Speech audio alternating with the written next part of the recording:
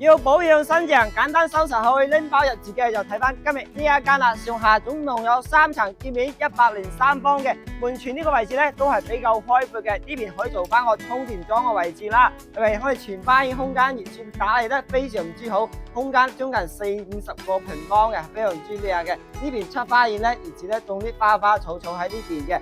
入嚟睇我哋1樓目前個格局先啦，1樓目前咧係我哋嘅餐客廳一體嘅。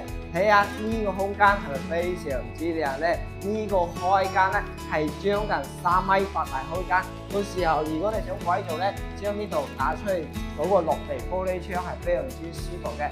依家我上到2樓空間，2樓係做咗2間房嘅。呢一間房咧空間都非常之靚嘅。隔離咧就係我哋嘅公共衞生間啦，再隔離咧就係另外一間客房啦。佢方面咧都係非常之好嘅。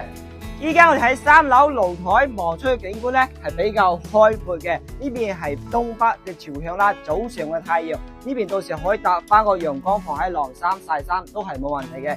3樓咧一整層咧都係個主人房空間嘅，佢嗰面咧都係非常之好，擺咗個1.8米大床入去咧就係我哋嘅衣帽間同埋我哋洗手間空間啦，空間都係非常之好嘅。